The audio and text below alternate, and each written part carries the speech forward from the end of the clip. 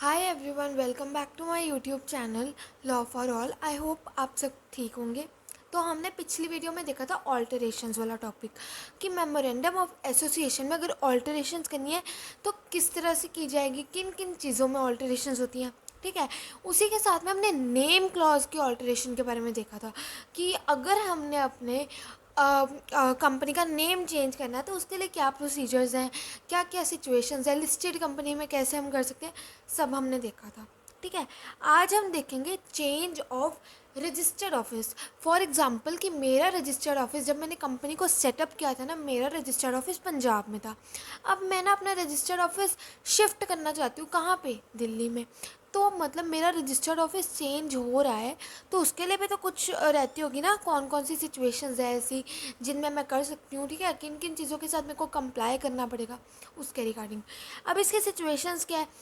पहला आता है with in the local limit of same city.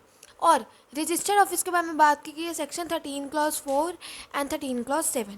पहला क्या आता है, local limit of the same city. For example जब मैंने कंपनी सेटअप की, मेरा रजिस्टर्ड ऑफिस ना पंजाब में था। पंजाब की कौन सी सिटी, कौन से डिस्ट्रिक्ट में था, जलंधर में था। ठीक है, अब मैं क्या चाहती हूँ, मेरा ना रजिस्टर्ड ऑफिस जलंधर से मैंने चंडीगढ़ में शिफ्ट करना है। तो उसके लिए कौन कौन से तरीके बताए उन्होंने। पहला, अगर मैंने ऐसा करना है मतलब कि जलंधर से चंडीगढ़, ठीक है, मतलब एक ही स्टेट के अंदर, मैं स्टेट के ही डिस्ट्रिक्ट के अंदर लोकल लिमिट के अंदर ही कर रही हूँ अपना रजिस्टर्ड ऑफिस चेंज। तो उसके लिए क्या क्या वेज बताए। पहला, by passing a board resolution. पहले तो मैं बोर्ड रेजोल्यूशन पास करूँगी कि मैंने अपना रजिस्टर्ड ऑफिस चेंज करना है। ठीक है, फिर उसके लिए नोटिस दूंगी इन फॉर्म नंबर INC 22। कौन सा फॉर्म, फॉर्म नंबर INC 22 में मैं ROC को नोटिस लिख के दूंगी कि भाई मैंने अपना रजिस्टर्ड ऑफिस चेंज करना है इसे। ठीक है, now the change of registered office doesn't involve the MOA alteration. अगर मैंने अपना रजिस्टर्ड ऑफिस चेंज करना है तो उसके अंदर मेमोरेंडम ऑफ एसोसिएशन की ऑल्टरेशन का कोई भी ऐसे इन्वॉल्वमेंट नहीं होता। ठीक है, कौन से केस में, जब लोकल लिमिट में होता है। ठीक है, तो ये हो गया लोकल लिमिट का केस। सेकंड क्या कहा उन्होंने, one city to another within the same state. ठीक है, मतलब मान लो स्टेट में एक सिटी से और दूसरी सिटी में जाना है, स्टेट एक ही है, उसी में हमने एक सिटी से दूसरी सिटी में शिफ्ट करना है। ठीक है, तो उसमें क्या है, जब हमें लोकल लिमिट में करना है तो हम बोर्ड रेजोल्यूशन लेते हैं। जब हमने सेम स्टेट में करना है कि एक जगह से दूसरी जगह एक ही स्टेट के अंदर है, ठीक है, तो उसमें क्या है, हम स्पेशल रेजोल्यूशन पास करते हैं by passing a special resolution and form. Form हमारा INC 22 ही रहता है, बस इसमें क्या हो जाएगा, साथ में हमें फॉर्म नंबर MGT 14 भी देना होगा। ठीक है, कितने दिन के अंदर अंदर, इसका टाइम आपको पता है, फिक्स है, with in 30 days of passing the special resolution. ठीक है, अब जो इसका ये वाला कंसेप्ट है ना, इसका जो ये वेज है, कौन सी कंपनी पे अप्लाई नहीं होते, except OPC company plus company with 200 members, मतलब प्राइवेट कंपनी। ऐसी कंपनी एक जो तो OPC कंपनी है, और एक ऐसी कंपनी जिसमें 200 से ज़्यादा मेंबर्स नहीं है। ठीक है, 200 तक की लिमिट के मेंबर्स हैं, उसमें ये वाला कंसेप्ट नहीं लगता। ठीक है, अब नेक्स्ट क्या है, one city to another in the same state plus change in the jurisdiction. ठीक है, मतलब उन्होंने क्या कहा कि एक सिटी से दूसरी सिटी में जाना है एक ही स्टेट में। ठीक है, बस, और एक उसमें एक चीज़ और हो रही है, एक तो यही वाला हो गया सेम, एक सिटी से दूसरी सिटी में, सेम स्टेट में, प्लस इसमें उन्होंने क्या कहा कि हमारी ज्यूरिसडिक्शन भी चेंज हो रही है। ठीक है, तो इसमें क्या है, application in the state having more than one ROC, that's Maharashtra या तमिलनाडु। एग्जाम्पल हमने पढ़ा था ना, जब हमने CACT में भी किया था, हमने जब करंट अफेयर्स देखे थे, तो उन्होंने क्या कहा था कि जिन स्टेट में एक से ज़्यादा ROC है, ठीक है, तो उनमें क्या कौन कौन सी एग्जांपल आई थी, महाराष्ट्र एंड तमिलनाडु। महाराष्ट्र में क्या था, बॉम्बे था, नागपुर था। ठीक है, तमिलनाडु में भी ऐसी दो स्टेट्स थी। अब इसमें क्या है, along with the special resolution a confirmation by the regional director. इसमें भी हमें स्पेशल रेजोल्यूशन पास करनी है, प्लस हमें रीजनल डायरेक्टर से भी कंफर्मेशन लेनी है, जो उस रीजन का डायरेक्टर है उससे हमें कंफर्मेशन लेनी है। ठीक है। सेकंड क्या कहा, regional director after hearing the parties pass a notice in INC 23 with in 30 days. इसमें क्या है, जब रीजनल डायरेक्टर जो है, जो पार्टीज जो अपना रजिस्टर्ड ऑफिस चेंज करना चाहती है, उनकी जब बात सुन लेगा तो क्या करेगा, वो नोटिस पास करेगा इन फॉर्म नंबर INC 23। देखो ऊपर वाले दोनों केसेस में फॉर्म नंबर कौन सा था, INC 22, ठीक है। इसमें कौन सा फॉर्म है, INC 23। वो फॉर्म कौन दे रहे थे, ऊपर वाले दो फॉर्म्स किसने दिए थे, INC 22 वाला फॉर्म कौन इशू करता है, जो कंपनी है, जो बोर्ड है, जिस कंपनी ने अपना रजिस्टर्ड ऑफिस चेंज करना है वो। बट INC 23 में क्या है, वो RD इशू करता है, RD नोटिस देता है फिर फॉर्म नंबर INC 23 में विद इन 30 डेज। पहले वो उन पार्टीज़ की सारी बात सुनेगा, फिर उसको जो भी सही लगेगा उसके अकॉर्डिंग वो फॉर्म इशू करता है INC 23, जिसके लिए उसे 30 डेज़ का टाइम दिया गया है, ठीक है। फिर क्या है, file a copy of notice to the ROC। फिर जो हमारी ये नोटिस हमें आता है, रीजनल डायरेक्टर का जो नोटिस हमें मिलता है कंफर्मेशन का, फिर उस नोटिस को हम, उस नोटिस की कॉपी हम किसको देते हैं, ROC को देते हैं, कंपनी के ROC को देते हैं, ठीक है। Then ROC shall record the changes and transfer all the documents to the new RO। ROC को क्या करेगा, जितने भी चेंजेस है ना उन सबको रिकॉर्ड कर लेगा, कहाँ पे हमने रजिस्टर्ड ऑफिस चेंज करना है, जो भी ज्यूरिसडिक्शन में चेंज है, हर एक चीज़ के बारे में वो रिकॉर्ड कर लेगा, जितने भी चेंजेस है। और जो हमारे डॉक्यूमेंट्स हैं ना, उनको ट्रांसफ़र कर देगा न्यू RO रजिस्टर्ड ऑफिस में, जितने भी डॉक्यूमेंट्स हैं, ठीक है, रजिस्टर्ड ऑफिस में ट्रांसफ़र कर देगा। नेक्स्ट क्या उन्होंने कहा, notice of change in form number INC 22 plus form number MGT 14। Same, जब हमने नोटिस ऑफ चेंज देना है तो वो इसमें देना है INC 22 और फॉर्म MGT 14। जो INC 23 है वो कौन इशू करता है, वो हमारा रीजनल डायरेक्टर इशू करता है। किस चीज़ के लिए, कंफर्मेशन देने के लिए। पहले वो सभी पार्टीज़ की बात सुनेगा, फिर उसको जो सही लगेगा, येस नो जो भी उसका होगा, वो इशू कर देगा INC 23 में, ठीक है। तो ये था हमारा, जब हम एक सिटी से दूसरी सिटी में शिफ्ट करते हैं अपना रजिस्टर्ड ऑफिस सेम स्टेट में, ठीक है। बस उसमें एक चीज़ और ऐड कर दी कि हमारी ज्यूरिसडिक्शन भी चेंज हो रही है, तो उसका क्या सिनेरियो था, वही स्पेशल रेजोल्यूशन पास करनी है, रीजनल डायरेक्टर से कंफर्मेशन चाहिए, रीजनल डायरेक्टर जो है वो पार्टीज़ की बात सुनेगा, उसके बाद वो फॉर्म नंबर INC 23 का नोटिस इशू करेगा, जो कि जो हमारा ROC होता है, वो नोटिस को पहले तो जितने भी चेंजेस हैं उनको रिकॉर्ड कर लेगा, और जितने भी हमारे डॉक्यूमेंट्स हैं, जितने भी डॉक्यूमेंट्स हैं उनको न्यू रजिस्टर्ड ऑफिस में ट्रांसफ़र कर देगा, ठीक है। और उसके बाद चेंज ऑफ रजिस्टर्ड ऑफिस का जो नोटिस है वो देगा in form number INC 22 and MGT 14, ठीक है। अब नेक्स्ट इसमें क्या है, नेक्स्ट है change from one state to another. अब मैं अपना स्टेट ही चेंज करी हूँ, पहले हमने सिटी चेंज की थी, अब मैं स्टेट ही चेंज करी हूँ। तो उसमें क्या कहा उन्होंने, involve the alteration in memorandum of association. अब हम इसमें ऑल्टरेशन तो मेमोरेंडम ऑफ एसोसिएशन की पढ़ रहे हैं। पहले हमने क्या देखा, पहले जो 3 केसेस देखे उसमें उन्होंने लिखा था कि does not involve the memorandum of association alteration. क्यों, क्योंकि वो एक ही स्टेट के अंदर चेंजेस हो रहे थे, मतलब रजिस्टर्ड ऑफिस का जो चेंज हो रहा था वो विद इन द स्टेट हो रहा था। अब क्या उन्होंने कहा कि एक स्टेट से दूसरी स्टेट में, तो उसमें क्या है, उसमें हमारा मेमोरेंडम ऑफ एसोसिएशन में भी चेंजेस लाए जाएंगे, ठीक है। तो इसमें क्या है, SR confirm by the central government, special resolution जो है उसकी कन्फर्मेशन सेंट्रल गवर्नमेंट से चाहिए on the application made to it. जो हम एप्लीकेशन देते हैं सेंट्रल गवर्नमेंट को, उसके ऊपर पहले हमें सेंट्रल गवर्नमेंट का चाहिए कन्फर्मेशन, स्पेशल रेजोल्यूशन के ऊपर सेंट्रल गवर्नमेंट के हमें हामी चाहिए, ठीक है। उसके बाद क्या कहा, central government shall dispose of the application with in 60 days. वैसे हमें जो हम एप्लीकेशन होती है वो विद इन द 30 डेज चाहिए होती है, बट जो सेंट्रल गवर्नमेंट है वो एप्लीकेशन 60 डेज़ के अंदर अंदर डिस्पोज ऑफ कर देगा, ठीक है, उसको इतना टाइम दिया गया है।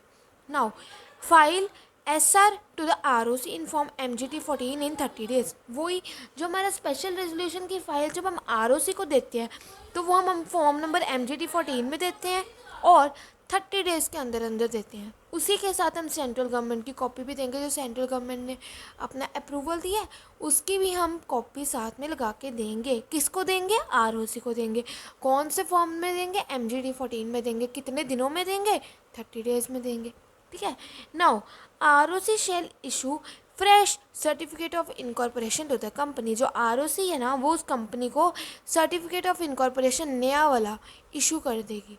किस चीज़ के लिए? क्योंकि अब उन्होंने रजिस्टर्ड ऑफिस अपना दूसरी स्टेट में ही शिफ्ट कर लिया। पहले इंडिया में था, अब फॉर से कनाडा में हो गया, अब फॉर से उन्होंने USA में शिफ्ट कर लिया। एग्जाम्पल ऐसे, ठीक है। तो ये था हमारा change in the registered office वाला क्लॉज। इसके बारे में बात की गई है सेक्शन 13 क्लॉज 4 में एंड 13 क्लॉज 7 में। आई होप ये वाला आपको क्लियर होगा, ठीक है। नेक्स्ट हमारा क्या टॉपिक है? Alteration of the object close. पहले मैंने जब कंपनी सेटअप की थी ना, तब मेरा ना गोल कुछ और था, तब मेरा मोटिव कुछ और था कंपनी को सेटअप करने का। अब मेरा ना मोटिव कुछ और है। जो मैंने पहले सोचा था ना, वो मैंने अचीव कर लिया। अब मेरा गोल कुछ और है, ठीक है। इसके बारे में बात की गई है सेक्शन 13 में, ठीक है। इसमें क्या कहा गया कि company can change its object clause by passing a special resolution. देखो, कोई भी चीज़ में जब हम चेंज लाते हैं ना, तो हम पास क्या करते हैं? या तो हम बोर्ड रेजोल्यूशन पास करते हैं या स्पेशल रेजोल्यूशन पास करते हैं, ठीक है। तो अब इसमें क्या है, अब लिस्टेड कंपनी के केस में, फॉर एग्जांपल कोई लिस्टेड कंपनी है, उसने अपना ऑब्जेक्ट क्लॉज चेंज करना है, उसने अपना ऑब्जेक्ट चेंज करना है, तो क्या किया जाएगा? जो लिस्टेड कंपनी है ना, पहले तो वो ऑल्टरेशन करेगी इस किस में? मेमोरेंडम ऑफ एसोसिएशन में। मेमोरेंडम ऑफ एसोसिएशन में वो लिखेगी, चेंज करेगी कि भाई पहले हमारा ऑब्जेक्ट क्लॉज ये था, अब हमने ये कर लिया है। तो जो करंट वाला ऑब्जेक्ट क्लॉज है ना, मेमोरेंडम ऑफ एसोसिएशन में, वो वाला रजिस्टर होगा, वो वाला लिखा जाएगा, ठीक है। And that can be pass by postal ballot. Postal ballot क्या होता है? एक इलेक्ट्रॉनिक डॉक्यूमेंट। जैसे आजकल हमारे जितने भी डॉक्यूमेंट्स हैं, चाहे मेमोरेंडम है, चाहे आर्टिकल ऑफ एसोसिएशन है, सब कुछ हमें ऑनलाइन भी मिल जाता है। तो पोस्टल बैलेट क्या है? एक तरह से एक ऑनलाइन प्लेटफॉर्म है, जहाँ पे हम अपने जितनी भी मेल्स हैं, जितने भी कंपनी के डॉक्यूमेंट्स हैं, उनकी हम अथॉरिटी पा सकते हैं, ठीक है। नाउ इसमें क्या है? फाइल द SR, मतलब file the special resolution in form MGT 14, same है जो हमने ऊपर पढ़ा है, ठीक है। Plus altered copy of memorandum of association. Altered copy मतलब जिसमें हमने चेंज किया, वो वाली हमारी मेमोरेंडम ऑफ एसोसिएशन की कॉपी। प्लस जो भी अदर डॉक्यूमेंट्स हैं, जितने भी बाकी अलग अलग डॉक्यूमेंट्स चाहिए होते हैं, वो सारे विद द RO कौन होता है? हमारा रजिस्टर्ड ऑफिस, ठीक है। And prescribed fees with in 30 days. हमने क्या क्या देना है? जो लिस्टेड कंपनी है ना, वो ऑल्टरेशन करेगी मेमोरेंडम ऑफ एसोसिएशन में भी, ठीक है। और एक जो मेमोरेंडम ऑफ एसोसिएशन का जो भी चेंजेस है, ये कैसे पास किए जाएंगे? By postal ballot, through postal ballot. Postal ballot क्या है? एक इलेक्ट्रॉनिक वे है, ठीक है, जिससे हम जितने भी अपने डॉक्यूमेंट्स हैं, उनको सोशली हम अपनी वेबसाइट्स के ऊपर डायरेक्टली डाल सकते हैं, ठीक है। तो क्या करेंगे? पहले तो स्पेशल रेजोल्यूशन फाइल करेंगे इन फॉर्म नंबर MGT 14, ठीक है। With that the altered copy of MOA, जिसमें चेंजेस किए गए हैं, वो वाली हमारी मेमोरेंडम ऑफ एसोसिएशन की कॉपी, ठीक है। उसी के साथ जो हमारे अदर डॉक्यूमेंट्स हैं, बाकी के जो बचे कुछ डॉक्यूमेंट्स हैं, वो, और जो हमारी प्रिस्क्राइब्ड फीस है, जो भी पैसे वगैरह लगेंगे वो, ठीक है। कितने दिन के अंदर अंदर? 30 डेज के अंदर अंदर, ठीक है। नाउ ये इतना आपको क्लियर हो गया। नेक्स्ट उन्होंने क्या कहा? Section 13 clause 8 and rule 32 of the companies incorporation rules state that. क्या कहता है उसमें? ये तो ऑल्टरेशन ऑफ ऑब्जेक्ट क्लॉज हो गया। अब उन्होंने क्या कहा कि सेक्शन 13 क्लॉज 8 और रूल 32 क्या कहता है? किसका? कंपनीज इनकॉर्पोरेशन रूल्स क्या कहता है? When the money is raise from public. जब हमारा जो पैसा है ना कंपनी में जो लगा है, वो अगर पब्लिक से रेज किया गया है, थ्रू किसके थ्रू? प्रोस्पेक्टस के थ्रू, ठीक है। एंड हैज़ अनयूटिलाइज अमाउंट, और उसमें ना अमाउंट ऐसी है जो अभी तक यूटिलाइज नहीं की गई, ऐसी अमाउंट। फॉर एग्जांपल मैंने कंपनी से, पब्लिक से 100 करोड़ पे इकट्ठे कर लिए, ठीक है। किसके थ्रू किया? प्रोस्पेक्टस के थ्रू किया, ठीक है। और उस पैसे में से ना अभी मेरी अमाउंट पड़ी जो मैंने अभी तक हाथ भी नहीं लगाई, अनयूटिलाइज अमाउंट है। तो क्या किया जाएगा? Then special resolution has to be passed through postal ballot. Special resolution pass किया जाएगा थ्रू पोस्टल बैलेट, मतलब ऑनलाइन ही हमारा जो है ना, वो पास किया जाएगा स्पेशल रेजोल्यूशन, ठीक है। And contain the following particulars, और उस जो हमारा स्पेशल रेजोल्यूशन है, उसमें क्या क्या चीज़ें लिखी जाएंगी? ये सब। पहला क्या है? टोटल मनी रिसीव्ड, कि कितना हमने पैसा रिसीव किया था, कितना हमने यूटिलाइज़ कर लिया वो, ठीक है। फिर कितनी अमाउंट अभी पेंडिंग है, कितनी हमने यूटिलाइज़ नहीं की वो। फिर पर्टिकुलर्स ऑफ द प्रपोज्ड ऑल्टरेशंस, जो हमने चेंजेस किए उन सब का एक अलग से पर्टिकुलर बना होगा, ताकि भाई जो अगर फॉर एग्जांपल हम पब्लिक के लोग अगर किसी कंपनी में पैसा लगा रहे हैं, हमें भी तो पता हो कि वो कंपनी में क्या क्या चेंजेस लाए जा रहे हैं, ठीक है। फिर है जस्टिफिकेशन फॉर दी ऑल्टरेशन, बताना भी है कि ये चेंज लाया गया, क्यों लाया गया। हमने अपना रजिस्टर्ड ऑफिस चेंज किया, क्यों किया। ऑब्जेक्ट चेंज किया, क्यों किया, ठीक है। फिर amount propose to be utilize, कितनी अमाउंट हम बता देते हैं कि कितनी अमाउंट हमारी यूटिलाइज हो सकती है या की जाएगी किसी पर्टिकुलर प्रोजेक्ट में या किसी पर्टिकुलर टाइम पे, ठीक है।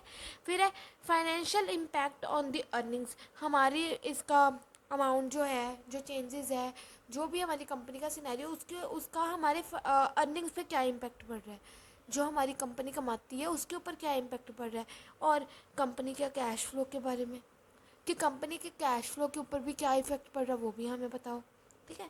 और जो भी अदर रेलिवेंट इन्फॉर्मेशन जो भी बताने जोगी है कि कोई मेंबर्स के बारे में है, ठीक है, कोई भी कंपनी के आरओसी की कोई मीटिंग के बारे में कोई डिसीजंस है, जो भी चीज़ें बताने वाली है वो सारी स्पेशल रेजोल्यूशन में लिखी जाएंगी, ठीक है, और पास की जाएगी थ्रू पोस्टल बैलेट, ठीक है। अब इन्होंने क्या कहा, जो एडवर्टाइजमेंट है ना, giving the details of each resolution to be pass for change, एक एडवर्टाइजमेंट जो है ना, जो एडवर्टाइजमेंट भी पास की जाएगी जिसमें सारी डिटेल्स दी जाएगी हर एक रेजोल्यूशन की, ठीक है, थ्रू जिसमें चेंज किए गए। मतलब एडवर्टाइजमेंट का मेन मोटिव क्या है कि जितने भी हमारी एसोसिएशन में कंपनी में चेंज किए गए हैं उसके बारे में हमें पता लग सके, उसके बारे में पब्लिक को भी पता हो, ठीक है। Then notice shall also be placed on company website, जो भी हमारे नोटिस पास किए गए हैं, चाहे स्पेशल रेजोल्यूशन है, चाहे बोर्ड रेजोल्यूशन है, चाहे मेमोरेंडम ऑफ एसोसिएशन में कोई चेंज है, ये सब चीज़ें हमारे कंपनी की वेबसाइट के ऊपर भी प्लेस कर दी जाएगी ऑनलाइन। ताकि देखो अब हम सब लोग हैं, पब्लिक है, पब्लिक अगर मैं किसी कंपनी में पैसा लगा रही हूँ तो पहले तो मैं उस कंपनी के बारे में ऑनलाइन ही जान पाती हूँ ना, तभी मैं लगाती हूँ पैसे। तो कंपनी की वेबसाइट के ऊपर हर एक चीज़ की डिटेल्स होना बहुत ज़्यादा ज़रूरी है। अगर कंपनी अपना नेम चेंज करी है उसके बारे में भी होना ज़रूरी है, कितनी बार उसने नेम चेंज किया, हर चीज़ के बारे में कंपनी की वेबसाइट के ऊपर होना इम्पॉर्टेंट है, ठीक है। तो इसीलिए बोला गया उन्होंने कि सेक्शन 13 क्लॉज 8 और रूल 32 में क्या क्या चीज़ें कही गई है कि जो भी मनी हम पब्लिक से रेज़ करते हैं, ठीक है, थ्रू प्रोस्पेक्टस, और उसमें से जितनी भी अनयूटिलाइज अमाउंट है तो उसमें क्या किया जाएगा उस सिनेरियो में कि जो स्पेशल रेजोल्यूशन है उसको पास किया जाएगा थ्रू पोस्टल बैलेट, और उसमें जितनी भी इम्पॉर्टेंट इन्फॉर्मेशन है उन सब के बारे में बताया जाएगा। जो हमारा स्पेशल रेजोल्यूशन हम पास करते हैं उसमें ये सारी चीज़ें होनी इम्पॉर्टेंट है, ठीक है। और जो भी हमारे रेजोल्यूशन पास किए जाते हैं, चाहे एसआर है चाहे बीआर है, ठीक है, इन सब को एक एडवर्टाइजमेंट के थ्रू भी पब्लिक में जनरेट किया जाएगा, प्लस जो भी नोटिस पास किया जाता है उसको कंपनी की वेबसाइट के ऊपर पोस्ट करना भी बहुत ज़्यादा इम्पॉर्टेंट है। आज हम सिर्फ यही दो टॉपिक करेंगे। पहला हमने किया चेंज ऑफ रजिस्टर्ड ऑफिस, फिर हमने देखा alteration of the object clause, और साथ में हमने देखा कि सेक्शन 13 क्लॉज 8 और rule 32 of the companies in corporation rules क्या कहते हैं, ठीक है। इन टॉपिक्स के रिगार्डिंग या जो हमने पिछले किया उनके रिगार्डिंग अगर आपको कोई भी डाउट है तो पूछो, जो भी डाउट है आप कमेंट सेक्शन में डालो, चाहे आप इंस्टा पे डीएम करके पूछो, ठीक है।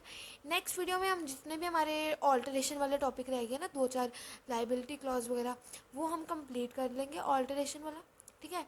और तब तक आप रिवाइज करते रहो and do not forget to like share and subscribe to my channel for more updates. Thank you.